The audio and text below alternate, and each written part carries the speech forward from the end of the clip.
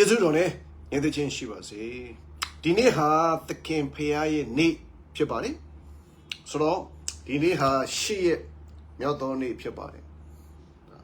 ခုနေ့ရက်မှာပထမနေ့ဖြစ်ပါတယ် the first day of the week and the day of the Lord သခင်ဖရာနေ့မှာသခင်ဖရာအစာစားပါတယ်ဥကောင်းကြီးပဲရှိရင်အစာမစားပါဘူးနော်သခင်ယေရှုခရစ်တော်ဖရာဟာခန္ဓာမရှိဘူးဘာလို့ဆိုတော့ပတ်သက်ခါပွဲကိုနောက်ဆုံးစားတဲ့အချိန်မှာသူ့ရဲ့ခန္ဓာကိုသူချိုးဖဲ့လိုက်တယ်ဤမုတ်ကသင်တို့အတွေ့ချိုးဖဲ့သောငါဤကိုခန္ဓာဖြစ်၏ This is my body broken for you နောက်ဆုံးညစာစားပွဲမှာဒီပတ်သက်ခါပွဲမှာသခင်ဘုရားရဲ့ခန္ဓာကိုပျက်စီးသွားပါတယ်နော်တကယ်လည်းပဲပျက်စီးသွားပါတယ်သူ့မှာကိုယ်ခန္ဓာမရှိတော့ဆိုဥကောင်းမရှိတယ်ခေါင်းကြီးပဲရှိရင်အစာမစားဘူးဘာလဲဆိုတော့အစာကိုထည့်เสีย body container မရှိဘူးတစ်ဖက်မှာပြန်ကြည့်မယ်ဆိုရင်ဥကောင်းမရှိဘူးခေါင်းပြက်နေရဆိုရင်အသေးကောင်းဟာအစာမစားဘူးဆိုတော့ဥကောင်းနဲ့ခန္ဓာရှင်တွဲမှတာအစာစားတယ်နော်ဆိုတော့သင်နဲ့ကျွန်တော်ဟာသခင်ဖရာရဲ့ခန္ဓာနော်အသင်းတော်ဟာသခင်ဖရာရဲ့ကိုယ်ခန္ဓာ the body of Christ သခင်ဖရာဟာအသင်းတော်ရဲ့ဥကောင်းအသင်းတော်ဆိုတာဘာလဲအသင်းတော်ဟာအမြဲမရှိဘူးအသင်းတော်ဟာအမြဲမရှိဘူးအသင်းတော်ဟာနေ့တိုင်းမရှိဘူးသခင်ဖရာနေ့ကြမှာသာအသင်းတော်ဟာဖြစ်လာတယ်ခဏပဲဖြစ်တယ်ပြီးရင်အသင်းတော်ဟာပျောက်သွားတယ်ဘုရားကဖွတ်ထားလိုက်တယ်နော်ဆိုတော့သခင်ဖရာနေ့မှာအသင်းတော်ဖြစ်တယ်ဒါလေးကိုသခင်ဖရာဖော်ပြပေးတာပါငါအသင်းကိုငါတည်ဆောက်မယ်သူ့နေ့မှာသူ့ရဲ့ကိုယ်ခန္ဓာသူစုစည်းတယ်မတူညီတဲ့ members day အားလုံးကရောက်လာတဲ့အခါမှာ body ဖြစ်လာတယ်အဲ့ဒီအခါမှာသခင်ဖျားအစာစားပါတယ်ဘယ်သူကျွေးလဲဆိုတော့ချစ်တော်မူသောအဖခမဲတော်ကအစာကျွေးတယ်နော်တေခြင်းကနေပြန်ရှင်လာတဲ့12နှစ်အရွယ်သမီးငယ်လေးကိုဖခင်ကအစာကျွေးရပါတယ်သခင်ဖျားကပြောတယ်သူ့အားစားစရာပေးပါနော်ဒီကောင်မလေးဟာတည်သွားပြီနော်တည်ခြင်းကနေပြန်ရှင်တဲ့အခါမှာအဖေကအစာကျွေးရတယ်ဒါလိုပဲသခင်ယေရှုတည်ခြင်းကနေပြန်ရှင်တဲ့အခါမှာချစ်တော်မူသောအဖခင်မဲတော်ကသခင်ယေရှုကိုအစာကျွေးပါတယ်ဘယ်နေ့မှကျွေးလဲသူ့ရဲ့နေ့မှာကျွေးတယ်အဲ့ဒီနေ့မှာသခင်များရဲ့ခန္ဓာဖြစ်လာတဲ့နေ့နော်ကျန်တဲ့6ရက်နော်သူ့ရဲ့နေကြမှာသူအစာစားတယ်ဆိုတော့မနေ့ကနေ့လေကကျွန်တော်စားခဲ့တဲ့အစာတွေဟာခေါင်းကစားတာပါလက်ကစားတာမဟုတ်ဘူးဘိုက်ကစားတာမဟုတ်ဘူးခေါင်းကစားတာနော်ခေါင်းကနေအုံနောက်နဲ့ရှင်ပြီးစဉ်းစားဆင်ခြင်လေခန္ဓာကိုယ်အတွေ့စားတယ်ခေါင်းကစားပေမဲ့ခေါင်းထဲမှာမရှိတော့မနေ့ကကျွန်တော်စားထားတဲ့နေ့လယ်ကကျွန်တော်စားထားတဲ့အစာတွေအားလုံးဟာကျွန်တော်ရဲ့ body ထဲမှာရောက်သွားပြီခန္ဓာကိုယ်ထဲမှာဆိုတော့သခင်ဖျားနေ့မှာသခင်ဖျားစားတဲ့အစာဟာအသင်းတော်အတွက်ပဲကျွန်တော်စားတဲ့အစာဟာကျွန်တော်ခန္ဓာအတွက်ပဲဥကောင်းစားတဲ့ကကိုယ်ခန္ဓာအတွက်သခင်ဖျားစားတာကအသင်းတော်အတွက်အသင်းတော်ဟာသခင်ဖျားရဲ့ကိုယ်ခန္ဓာဖြစ်တယ်ဆိုတော့သခင်ဖျားနေနော်သင်ယောက်ျားရဲ့နေမဟုတ်ဘူးသင်မိန်းမရဲ့နေမဟုတ်ဘူးသင်ကလေးတွေရဲ့နေမဟုတ်ဘူးသခင်ဖျားရဲ့နေဒါလေးကိုတတိယနော်သင်အလုရှင်ရဲ့နေမဟုတ်ဘူးသခင်ဖျားရဲ့နေ the day of the Lord အစိုးရရဲ့နေမဟုတ်ဘူးကုမ္ပဏီရဲ့နေမဟုတ်ဘူးစာမွေးဖျားမယ့်နေမဟုတ်ဘူးခ သွားမယ်နေမဟုတ်ဘူးအနာယူရမယ်နေမဟုတ်ဘူးဘောလုံးဝဲချီရမယ်နေမဟုတ်ဘူးဈေးရောက်ရမယ်နေမဟုတ်ဘူးအိမ်ချမ်းမြေတွေလက်ချီရမယ်နေမဟုတ်ဘူးတခင်ဖျားနေဆရာကတော့ပြောလွယ်တာပေါ့အမှုတော်ဆောင်လိုတဲ့အတွက်မကောင်းဘူးမြတ်ပေါ်သွားတယ်ဒါပေမဲ့သင်ဘက်ကအဖိုးကပေးရင်တန်ဖိုးကြီးနော်တခင်ဖျားနေကိုတန်ဖိုးပေးလီတန်ဖိုးကြီးလီပဲဒီနေ့တော်တော်များများကတခင်ဖျားနေကိုတန်ဖိုးမထားဘူးတောင်းမပေးဘူးလဲလိုက်တယ်အင်တာဗျူးနဲ့လဲလိုက်တယ်အယောင်းဝယ်ကိစ္စနဲ့လဲလိုက်တယ်ဟိုအကြောင်းရဒီအကြောင်းနဲ့လဲလိုက်တယ်အဲ့ဒီအခါမှာအသင်းတော်ထဲမှာရောက်မလာတော့ဖះเจ้าလို့ကျွန်တော်မပြောဘူးနော်ဖះเจ้าဝတ်ပြုဆောင်ဓမ္မအဆောင်ဓမ္မယုံပေါ့ဗျာဒါက building not a body ကိုယ်နဲ့ကိုကွယ်တယ်ဒါကပါလေ believer ယုံကြည်သူသင်လည်းယုံကြည်သူကျွန်တော်ယုံကြည်သူအဲ့ဒါကအသင်းတော်မဟုတ်ဘူးအသင်းတော်ဆိုတာက the gathering of the believers in the day of the Lord တခင်ဖះနေ့မှာအင်္ဂါချင်းများပေါင်းစုတဲ့အခါကျမှတခင်ဖះကခန္ဓာကိုယ်အဖြစ်တိဆောက်ခြင်းခံရမှာ I will build my church I will build my body တခင်ဖះကမိမိရဲ့ကိုယ်ခန္ဓာကိုတိဆောက်တော်သူမိမိရဲ့ခန္ဓာကိုယ်ကိုကယ်တင်တော်သူတခင်ဖះသူ့ရဲ့ကိုယ်ခန္ဓာကိုသူကယ်တင်တယ်ဆိုတော့ဒါလေးကိုနားလေးဖို့လိုပါတယ်ဆိုတော့ကျွန်တော်အဆင့်နေရှိတယ်ဗျာနော်တယောက်ထဲနေရင်ဗိမာန်တော်အသင်းတော်မဟုတ်ဘူးတခါလေဆရာတွေကအစမှားတာကလေးဗိမာန်တော်ကိုရောက်လာကြတယ်ဖះသားသမီးတွေမှားတယ်နော်ဗိမာန်တော်တွေဖះเจ้าကိုရောက်လာတာဗိမာန်တော်ကိုရောက်လာတာမဟုတ်ဘူးဗိမာန်တော်တွေရောက်လာတာ You are the temple know ye not you are the temple we are the temple I am the temple of the Holy Ghost မြေရတွေကဖះเจ้าတွေEmmanuel ဖះเจ้า Jason Church Jason ဖះเจ้าချင်းဖះเจ้าကချင်ဖះเจ้าအသင်းတော်ဆိုတာ invisible ယုံကြည်သူတွေစုတဲ့အခါကျမှအကန့်အသတ်မရှိဘူးအရေးအတွက်မဲ့ပုံစံမဲ့နော်ဝမ်းထဏဖြစ်မယ်ရိုးလက်ထဏဖြစ်မယ်နော်တိုက်ခန်းထဲမှာဖြစ်မယ်လိုင်းခန်းထဲမှာဖြစ်မယ်ခမဆောင်ထဲမှာဖြစ်မယ်ဟိုတယ်မှာဖြစ်မယ်စားတော့ဆိုင်မှာဖြစ်မယ်ဒါပေမဲ့သခင်ဖျားနေမှာဥကောင်းတော်အောက်မှာရောက်သွားတော့မှသူက body ဖြစ်တာဥကောင်းတော်ပါမလာဘဲနဲ့ဥကောင်းတော်ရဲ့ဥဆောင်မှုဖြစ်မလာဘဲနဲ့တော့ body ဘယ်တော့မှဖြစ်เสียအကြောင်းမရှိဘူးနော်ယုံကြည်သူတွေစုမှာပါ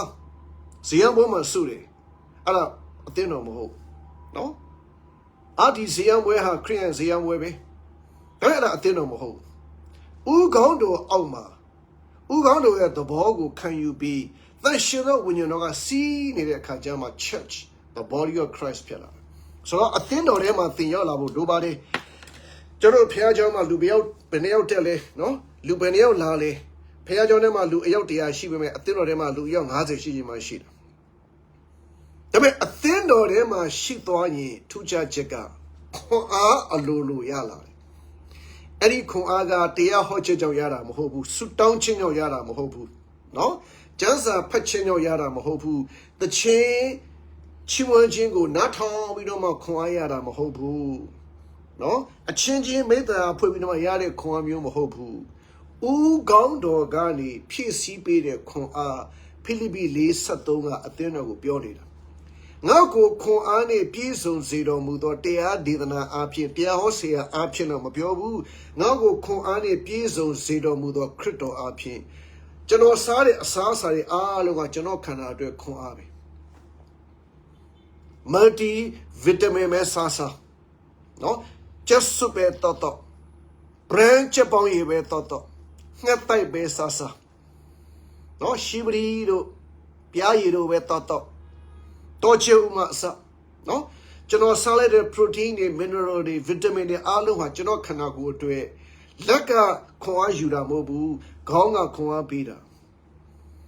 ဘိုက်ကခွန်အားကိုရှာတာမဟုတ်ဘူးခေါင်းကခွန်အားကိုပေးတာခရစ်တော်ဖြစ်စည်းပေးတာဒါလို့အသင်းတော်ထဲမှာတင်းဝင်ရောက်သွားတာနဲ့ခွန်အားဟာအလိုလိုစီးဆင်းလာတယ် အသင်းတော်ထဲမှာသင်ရောက်သွားရင်ဖះเจ้าလို့ကျွန်တော်မပြောဘူးနော်အသင်းတော်ထဲမှာသင်ရောက်သွားရင်သင်ကအလိုလိုကျမ်းမာသွားတယ်။ဘာလို့ခေါင်းကနေပြီးတော့မှဟိုးခြေတော့ကိုပြန်ပြီးတော့မှကုသပေးတာကျွန်တော်ရဲ့ခြေဘွားမှာဆူးဆူးတဲ့အခါမှာကျွန်တော်ရဲ့ခြေဘွားကနာလိုက်တာခေါင်းရဲ့နာလိုက်တာဆူးလေးကိုဖယ်ပြီးတော့လို့တစ်ချက်မှပြောစရာမလိုခြေဘွားဆူးတဲ့အခါမှာခြေဘွားနာတာမို့ခေါင်းကနာတာခြေဘွားမှာဆူးတာနဲ့ခေါင်းကနေပြီးတော့မှဆူးကိုဖယ်ပေးတယ်ချော်လေးလို့ဒူးပြဲသွားတယ်ဒူးကတောင်းပန်စရာမလိုဘူးခေါင်းကချက်ချင်းပဲပြဲသွားတဲ့ဒဏ်ရာအနာကိုရေးဆေးပြီးတော့မှအရက်ပြန်လေးထည့်ပေးတယ်ဆေးဝါးလေးဆင်းနေလေးထည့်ပေးတယ် honey plus ဆေး plaster လေးကပ်ပေးတယ်မအဆောက်ပါဗျာခန္ဓာကိုယ်ထဲမှာရှိသွားရင်ဥကောင်းကအရာအားလို့ကိုပြင်ဆင်ပေးတယ်ရရင်ကုတ်ပေးတယ်မစင်ကထုံးတုပ်ပေးတယ်ရှသွားရင်ဆေးထည့်ပေးတယ်ပတိစီးပေးတယ်ရောင်သွားရင်ထွန်းရွှေဝါလူပေးတယ်ဘိုင်းအောင်ရင်ဘိုင်းအောင်တက်တာဆေးတောက်ပေးတယ်ဝမ်းချုံရင်ဝမ်းပြုတ်ဆေးတောက်ပေးတယ်ဝမ်းလျှောရင်ဝမ်းပိဆေးတောက်ပေးတယ်ဘိုင်းကတောက်တာမဟုတ်ဘူးလက်ကတောက်တာမဟုတ်ခေါင်းကတောက်တာပြောချင်တာကခရစ်တော်ရဲ့ကိုယ်ခန္ဓာထဲမှာသင်ရောက်သွားတာနဲ့ဟီလီဟာဥကောင်းကအလိုလိုလုပ်ပေးတာဘယ်လိုလုပ်ပေးလဲခရစ်တော်ကလုပ်ပေးဒါမှမဟုတ်ကျမ်းစာမှာပြောလဲခရစ်တော်ကမိမိရဲ့ကိုယ်ခန္ဓာကိုကယ်တင်တော်သူတဲ့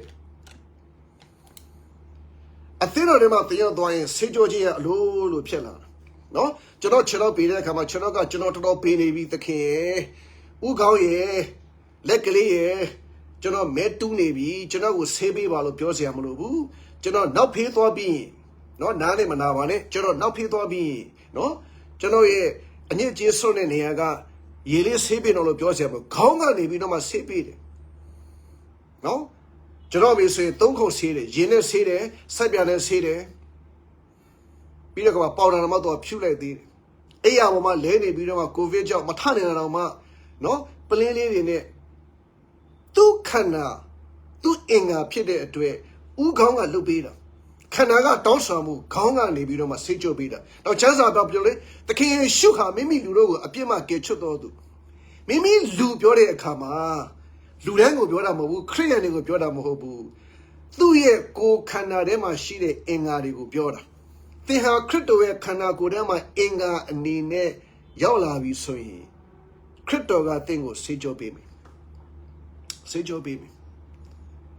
အရင်တွန့်ခြင်းမရှိရလေအောင်အညစ်အကြေးတင်ခြင်းမရှိရလေအောင်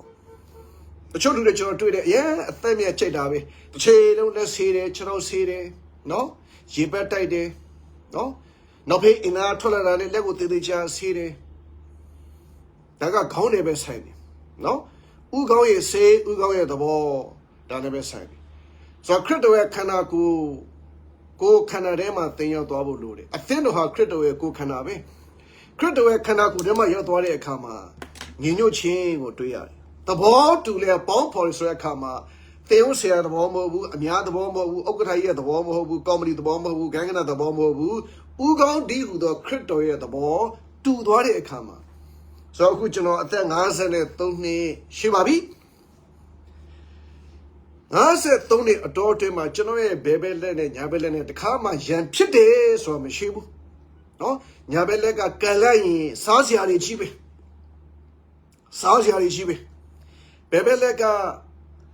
နောက်ဖေးသွားတဲ့အခါမှာ तू အမြဲတမ်းအလုပ်လုပ်ရတယ်ဒါမလို့ညာဘက်လက်ကဘယ်ဘက်လက်ကိုအထင်သေးတာတွေနှိမ့်တာတွေမရှိသလိုဘယ်ဘက်လက်ကလည်းပဲညာဘက်လက်ကိုမနာလိုတာတွေလုံးဝမရှိဘူးလက်တစ်ဖက်ရမ်းချစ်တယ်လက်ကိုတီးတယ်လက်ကိုချီတယ်ဆူတောင်းတယ်လက်တစ်ဖက်နဲ့မျက်နှာတစ်တယ်ဘာကြောင့်လဲဥကောင်းတစ်လုံးနဲ့မို့လို့အသင်းတော်ဆိုတဲ့ခရစ်တော်ရဲ့ခန္ဓာကိုယ်တို့ရောက်သွားရင်ကျွန်တော်တယောက်နဲ့ချစ်ပါလို့ပြောစရာမလိုတယောက်နဲ့ကြိုးစားချစ်နေရတယ်ချစ်ခိုင်းနေရတယ်တယောက်နှိမ့်ချပါနားလည်ပြီးပြောနေရတယ်ဆိုတဲ့ကအသင်းတော်ထဲမှာရောက်မလာသေးလို့ဖះကြောင့်နဲ့မှာပဲရှိတယ်သတိထားပါအသင်းတော်ထဲမှာသင်ရောက်မလာရင်ချီဆောင်ခြင်းမှာသင်ပါသွားမှာမဟုတ်ဘူးချီဆောင်ခြင်းဆိုတော့ခရစ်တော်ဝိညာဏကိုခန္ဓာကောင်းကင်ကိုပြန်တက်သွားတာခေါင်းတက်သွားတဲ့အခါမှာခန္ဓာကိုယ်ပါသွားတယ်လေနော်ကျွန်တော်အပြင်ထွက်သွားတဲ့အခါမှာခေါင်းကြီးပြထွက်သွားတာမဟုတ်ကိုယ်ခန္ဓာပါသွားတယ်ကိုယ်ခန္ဓာပါသွားတဲ့အခါမှာလက်လဲပါသွားတယ်ခြေထောက်နဲ့ပဲထွက်သွားပြီးတော့လက်ကကြံခဲ့တယ်ဆိုတာမရှိဘူး တခုတော့ရှိတယ်ဒီခန္ဓာကိုယ်ထဲမှာမရှိတဲ့အင်္ဂါအစိတ်ပိုင်းတွေပြတ်တော့သွားမယ်ဆိုရင်တော့ထွက်သွားရင်ကြံခဲ့မှာပဲတော့ချီဆောင်ခြင်းမှာပါခြင်းမပါခြင်းအသင်းတော်မှာရှိခြင်းမရှိခြင်းအပေါ်မှာမူတည်တယ်ဒါလို့အသင်းတော်ကိုသိတန်ဖိုးထားရတယ်အသင်းတော်ခရစ်တော်ရဲ့ကိုယ်ခန္ဓာပဲငါနဲ့တည်နေကြလို့ခရစ်တော်ကပြောတယ်နော်ငါသည်မှန်သောစပြစ်နွယ်ပင်ဖြစ်တယ်လို့ပြောတဲ့အခါမှာအသင်းတော်ကိုပြောနေတာဒီတို့ဒီအကိုင်းခင်များဖြစ်တယ်တဲ့စပြစ်နွယ်ပင်ကတပင်တည်းပဲအကိုင်းတွေကအများကြီးပဲမတူပါဘူးခဏကျွန်တော်ဘယ်တော့မှတူအောင်မညှိပါနဲ့ညီးစရာမလို့ကျွန်တော်လက်ချောင်းငါးချောင်းကမညီပါဘူးကျွန်တော်မျက်လုံးတစ်ဖက်မညီပါဘူးကျွန်တော်ပခုံးတစ်ဖက်မညီပါအဲ့ဒါကကြည့်လို့လှနေတာလက်ချောင်းနဲ့အားလုံးကညီနေမယ်ပင်နဲ့တိုင်ညင်းနဲ့သားလိုက်လုံးဝညီနေမယ်ဆိုရင်ဘလို့ကြည့်လို့ကောင်းမလဲနော်ညီညွတ်ခြင်းဆိုတာကဥကောင်းတော်အောက်မှာရှိသွားတဲ့အခါမှာ unity uniformity ဖြစ်စေရမလို့ဘူးဒါလေးကိုနားလည်ဖို့လိုပါတယ်ဆိုတော့သခင်ရှုဖျားရဲ့ကိုယ်ခန္ဓာဟာပတ်တခါပွဲကိုစားပြီးတဲ့အခါမှာကွယ်ပြောက်သွားပါတယ်ချိုးဖဲ့လိုက်တဲ့အတွက်ခန္ဓာကိုယ်မရှိတော့ဘူးအဲ့ဒီမှာ church လို့ခေါ်တဲ့အသင်းတော်သူ့ရဲ့ကိုယ်ခန္ဓာကိုအသစ်ပြန်လဲပြီးတော့မှတိဆောက်တာသူ့ရဲ့နေမှာသူကပြန်လဲပြီးတော့မှအသင်းတော်ကိုတိဆောက်တယ်ဆိုတော့တွေ့ရတယ်ဒါမလို့ကျွန်တော်တို့သခင်ဖျားနေကိုတန်ဖိုးထားပါနော်သခင်ယေရှုကအဲ့ဒီပတ်တခါစားတဲ့အချိန်မှာပဲတပည့်တော်ရဲ့ခြေကိုဆေးပေးတယ်တကယ်တော့တပည့်တော်ရဲ့ခြေကိုဆေးတာမို့သူ့ရဲ့ခြေထောက်ကိုသူဆေးတာပါဒါကိုနားမလဲတဲ့သူတချို့နော်တချို့သောသူတွေကခြေထောက်ကိုဆေးတဲ့ဝတ်ကိုတကူးတကတမင်တကပြုတ်တယ်ဆိုတော့တွေ့ရတယ်မကောင်းဘူးလို့ကျွန်တော်ပြောတာမဟုတ်ဘူးနော်အဲ့ဒါကနှိမ့်ချခြင်းကိုပို့ဆောင်တယ်သခင်ရှုကသခင်ဖြစ်ပေမဲ့တပည့်တော်တွေကိုခြေကိုဆေးတယ်ဒါတော့ငါတို့ဆယ်လည်းပဲအသင်းသားတွေခြေကိုဆေးရမယ်မှားတယ်အဲ့ဒါမှားတယ်ဘာဘူးကျွန်တော်ရဲ့ခြေထောက်ကိုကျွန်တော်ညအိယာဝန်ခါနေတဲ့ကျွန်တော်ဆေးတာကျွန်တော်နှိမ့်ချတာမှမဟုတ်တာဟာဒီဆရာတင်နှိမ့်ချတာပဲနော်အဲ့ခါนี้အင်္ဂဲကိုသူဝင်သွားတဲ့အခါမှာသူ့ခြေထောက်ကိုသူဆေးတယ်ကျွန်တော်အိမ်ထဲကိုဝန်ခါနေတဲ့ကျွန်တော်ခြေထောက်ကိုကျွန်တော်ဆေးတယ်ကျွန်တော်နှိမ့်ချတာမဟုတ်ကျွန်တော်ခြေထောက်ကျွန်တော်ဆေးတာဒါကတမျိုးကြပဲဒါ natural ပဲဆိုတော့တပည့်တော်တွေဟာသခင်ယေရှုရဲ့အင်္ဂါထဲမှာခန္ဓာကိုယ်ထဲမှာရှိနေတဲ့သခင်ယေရှုကဆေးကြောပေးတာဒါလို့ပတ်တကဆက်တဲ့ခါမှာအလုံးကတစ်လုံးတစ်ဝါသေးပဲလေမုတ်တစ်လုံးသေးပဲခွက်ကတစ်ခွက်သေးပဲသူတို့အလုံးကသခင်ယေရှုက branch သခင်ယေရှုက true vine မှန်တော့စပြည့်တယ်သူတို့ကအကိုင်းခက်တယ်မျက်စိနဲ့ကြည့်တော့သခင်ယေရှုတရားပေတရုတရားယောဟန်တရားယာကုပ်တရားမဟုတ်ဘူးဝိညာဏခန္ဓာမှာကြည့်တဲ့အခါသခင်ရှုကဥကောင်းကျတဲ့သူတွေကခန္ဓာကိုယ်မှာရှိတဲ့အစိတ်အပိုင်းတွေသူ့ခြေထောက်ကိုသူဆေးတာသခင်ရှုမြင်လာစွာသောတောင်ပေါ်ကိုတက်သွားတဲ့အခါမှာပေတရုယာကုပ်ယောဟန်လည်းပါသွားပါတယ်ဆိုတော့ဥကောင်းတော်အောက်မှာသင်ရှိနေရင်နော်ညီကိုတို့ဒီသဘောတူလေပေါင်းဖို့ဒီအရာမှာအလွန်ကောင်းတယ်ဖခင်ကကောင်းတယ်လို့ပြောရင်လေအရန်ကောင်းပြီးသားအလွန်ကောင်းတယ်ဆိုရင်တော့ပြောမနေနဲ့တော့အလွန်နှစ်သက်ဖွယ်ရာဖြစ်တယ်တဲ့ဟေဒမုန်တောင်နဲ့ဇီယိုတောင်ဆိုတဲ့ mountain top blessing ကိုဖော်ပြထားပါတယ်တကယ်တောင်ထိပ်မှာကျွန်တော်ဇွဲကပေတောင်ထိပ်ကိုကျွန်တော်တက်သွားတဲ့အခါမှာခေါင်းကစဉ်းစားပြီးတော့မှခေါင်းရဲ့ရွေးချယ်မှုနဲ့တက်သွားတာပါဒါပေမဲ့တောင်ထိပ်ဘောကိုကျွန်တော်ခေါင်းရွက်သွားတဲ့အခါမှာကျွန်တော်ခြေထောက်ကတောင်အောင်မှမကြံခဲ့ပါဘူးနော်တကိုယ်လုံးပါသွားတယ်ဥကောင်းတို့ရဲ့ခေါ်ဆောင်ရဒါကဆလန်23ပဲ He lead me he lead me he lead me he restore my soul he fill my cup he is with me thy rod and thy staff အားလုံးကခရစ်တော်ကဥဆောင်သွားတာခရစ်တော်ကခေါင်းဆောင်သွားတာဒါအသင်းတော်လို့ခေါ်တဲ့ခရစ်တော်ရဲ့ခန္ဓာကိုယ်ထဲမှာအင်္ဂါတစ်ခုအနေနဲ့သင်ဟာပါဝင်သွားတာနဲ့ပေတရုယာကုပ်ယောဟန်တို့မြင်လာစွာသောတောင်ထိပ်ပေါ်ကိုသင်ရောက်သွားပြီအဲ့ဒီကမှာ mountain top experience တယောက်ထဲနေရင်အဲ့ဒီအခွင့်အရေးမရအောင်နော်လက်ချောင်းတစ်ချောင်းတွေကသွားတာမျိုးမရှိဘူးလက်တစ်ဖက်တွေကလှုပ်ရှားတာမျိုးမရှိဘူးချောင်းတစ်ချောင်းတွေကသွားနေမျိုးမရှိဘူးဥကောင်းအောင်မှာလူတယောက်လုံးကသွားနေမှခရစ်တော်ဥကောင်းတင်တဲ့ကျွန်တော်ကကိုယ်ခန္ဓာဘယ်အချိန်မှလဲသခင်ဖရာရဲ့နေ့ the day of the Lord သခင်ဖရာရဲ့နေ့မှာသခင်ဖရာသည်ဘိသိက်ခံရပါတယ်သခင်ဖရာကိုခမဲတော်ဖရာကဘိသိက်ပေးတယ်ကျွန်တော်ရဲ့ခေါင်းကိုကျွန်တော်အုံးစီလောင်းတယ်နော်တကားလို့ရွှဲသွားတဲ့အခါမှာမွေးချယ်မှုကကျွန်တော်စီကထွက်လာတယ်ခန္ဓာကိုယ်ကအလိုလိုမွေးချယ်မှု thing in there was how hard is or 2 years. Are you a government long to a lesser to a Mosset and Chadonana si we get a pity? I cannot crapala the shale Shiba de lo Critoga Piora. Carrero Pia thought of a pedo bete di shale shido crapala. Canetine Siboa Lala Bari, which o Satanari, Omin Jenny, Logane Masane, Gaungi, bete, commander, bete good, the king Pia. Kanago Portore Nima, Camero Piadi, ye yo tolong bidi. Damalo the King Pia Nima. Jana Jobi, Thea name hobu, Alotiame name hobu, Bolomechiame name hobu, Kara Okitoame name hobu, Sayao Siwame name hobu, Pina etwe, Siboy etwe, Lumui etwe, Ateshame name hobu, the King Pia Kukana Rema, Yawame ni, Aninema the King Ya Betego Kayari. A thin or them a yolada, St. Georgian Kayari. Maybe you go up your market today. Maybe the don't be so coconadi a year don't change and yet jet in a kilo be fashion, say Athene, Piesamo, no about genus Hijo Bede. Maybe a coconadi, though Athena with the Kimberga Jumude, General Sara, General Canago, General Sara, Yenetro, ye children a pure, 20 the pede, Gonga children a Canago children am hold. Any come a shower, how much you truly come a cana good colo, go to know a sejo with a credit to a cookana, in a two chains, he got sejo beating, no? Janjari Masa, no. The goal of what that shins it. Any a thick Janopian woody, the King Piaha, to a cookana, to a nema, any a thick to whip beating. Tamalo, a thin or look call it the King Pia Kanago, Tamu Taba. Not so champion. Then the Campia ne Uboni. So Diniama Uboni a sicker, the Campia name. Also the Campia, the Lord of the Suburb, Uboni a shin the Campia. Down within the Ubonigo Mashocha, Nathashonima, Goludomle, Gomugo, Mapu, Goludomle, Gosgao, Pure, Golango, Malay, Nili. They had Tawa piano, pure Muya Lemide. Sit down there, General Sunaka, General Leochide. Lega Sudanam ho, General Sudana. No? General Temane Sudawi. Lena Pega Temenebe Leochi. Janoga Tanai Sut down nai, Lena Pega Tanai Leochi. Janoa Temenebe Dutonai, Duna Pega Temenebe Tower. Dama Janoa Tanai Dutonai, Janoa Duna Pega Tanai Dutonai. Babio Gerard. Get it just a Payama Piene Sudama Piene Piaune, William Shibusraga. Ugone accept be go a coane Jaza Panialo, go a coane Sut down Nialo, go a coane Amuro Saunialo. You need thin etchano. A thin of Ugan Critoga, Bedoma, Payashikuama, Mapimu, Sutawama, Mapimu, Tanyaro Sutawne, Manasoso, Molemi, Toyama, do Sutawne. Now Crito Cocanadema, Yotwana, Crito down at Taiko down. Go on that belly, Janoa Chano Pime, and let Pime. Sutonegama, Pasito time is Sutone, do not be Sutone, Manatami Sutone, Joe Timino Sutone.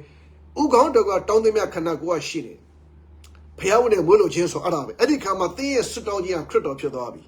They you jinga crit up your derby. They Jaza Pajia crit up your derby. They have crit up your derby. Palagoni. They are Tower Piano, Pure Willy, Gomia Jingo Kanzali, Tower Piano, Willioba. No? Say the war, Lucana piece of the co Piake, Bime, Mijibo, me no ego sees me. No? Crit or Tamomate, General Alu Tamoma Yodwadi. Credo Yimoma showing, General Alu Yimoma Sandoyari. Credo Nasago knee, General Alu Nasago Nintoari. So now Yenekama Credo and Yenekama General Lepi, Laga Lunaboma Shibime, Ugondoga and Nagunye Bida, command Bida. So, Patkuma Chodoga, pardon me, Pizziamalubu, Josa, Jimsiamalubu. No? But the work Kode Potare, Laga Chore Potare, Nalonga Atere Potare. Asoka Chokale Pota Samashi, Kori Inga, Kalisa Miata Maka, Yodo Inga, Miato Inga, Naru Credo Inga Jipede. We are the members of Christ. So Cryptos Ugono Amashini Mesway, Alo Hatalon to what to say to win into the body. Crypto need to Naru Pede. Damalo Pialki Atu Shijinga, the Pialki Goe Atema Shije. Christ in me. Crypto Goe Atema Shide Achinigani, the Campiani Makua, Crypto Atema. We are in Christ. I single your double nobody. တချို့ကဖျားခင်အတူရှိတယ်အတူပါရှိပါဆိုအစစ်တွေပဲသွားနေတာနော်ဖျားခင်ကိုဗေဒမှာရှိတယ်ကိုနဲ့အတူရှိတယ်တချို့ကတော့ဖျားခင်ကိုရဲ့အထက်မှာရောက်လာတယ်ဒါပေမဲ့အသင်းတော်ပြောတဲ့အခါမှာကိုကခရစ်တော်အထက်မှာရောက်သွားတော့နှစ်ကော50ခုနဲ့ပြည့်စုံသွားတာပေါ့နော်လူမြည်ဒီကခရစ်တော်၌ရှိလေအဲ့တော့မှအသေးပြုပြင်ခံရတယ်ဟောင်းတော့အရာတော့အားလုံးပြောင်းလဲသွားတယ်နော်ဆိုတော့တရားအသက်ကြိုက်တဲ့သူဆိုရင်တည့်ရဲ့ခန္ဓာကိုယ်တစ်ခုလုံးကတတ်နေမှာပဲနော်တင်းကိုယ်ဒီကျူးဆဲမှာပဲလက်သေးလေးတွေကအစခြေသေးလေးတွေအစိုးတချို့တဲ့လက်သေးခြေသေးလေးတွေကအစနော်လာလာပပလေးလက်သေးလေးတွေဆိုးတယ်ခြေသေးလေးတွေဆိုးတယ်နော်ခြေဘွားနူးနူးလေးတွေတကယ်ရှိရသေးအသက်ကြိုက်တဲ့သူပါခရစ်တော်ရဲ့အင်္ဂါထဲမှာရှိရလေဟောတဲ့ရည်အားလုံးကပြောင်းလဲသွားရအားလုံးကအသစ်ဖြစ်သွားတယ်အဲ့လိုဖြစ်တဲ့အခါမှာလက်ကလက်ကိုတန့်စင်တာမဟုတ်ဘူးဥကောင်းကလက်ကိုတန့်စင်ပေးတာဥကောင်းကအဆိုင်ကိုတန့်စင်ပေးတာနော်တပတ်မှာတစ်ခါကျွန်တော်ရဲ့အဆိုင်ကိုကျွန်တော်ဆေးတယ်နော်အစာမစားဘဲနဲ့နော်မနေ့စောစောကြလာတဲ့ပင်ကြရီထိုင်းရည်လေးကိုတောက်ပြီးတော့မှကျွန်တော်ဥကိုကျွန်တော်ဆေးတယ်မကြီးမဲလေးကိုထညက်ခဲနဲ့ကျွန်တော်ဆေးပြီးတော့မှကျွန်တော်ဝမ်းကိုကျွန်တော်ဆေးပေးတယ်ကျွန်တော်ရဲ့အဆိုင်ကိုကျွန်တော်တန့်စင်ကျွန်တော်လုပ်ဒီလိုပဲတကယ်ရှုဆိုဥကတော့အမှသိရှိရင်တကယ်ရှုကတင်းရဲ့အစိပ်ပိုင်းနဲ့အားလုံးကိုဆစ်ကြပြီးတဲ့အခါမှာဟောင်းသောအရာတို့ဒီပြောင်းလဲပြီးခတ်သိမ်းသောအရာတို့ဒီအသေးဖြစ်ကြပြီးထို့သောပြစ်သောဥကောင်းတော်ဆိုဥကောင်းတော်ရဲ့တကိုးတော်အပြင်ဖြစ်သွားတယ်ဆိုတော့နားလည်ပါဒါမလို့ remember the day of the Lord to keep it holy တခင်ဖျားနေကိုအောင်မေးလျက်တမိုးထားလျက်တခင်ဖျားနေမှာအချင်းချင်းစီဝဲကြီးအမှုကိုမရှောင်မလွဲပဲတာ၍ကာလအချိန်နီးသောကြောင့်စ조사ကြပါစို့လို့အနေငယ်ခွန်အားပေးကြပါလေလွတ်လပ်စွာပြန်လေကဝင်ကားလို့ရပါတယ်အလုံးအပေါ်မှာဥကောင်းတို့ရဲ့အုပ်စိုးမှုလမ်းပြမှုပို့ဆောင်ကွယ်ကာခြင်းခံရပါစေ Thank you ပါ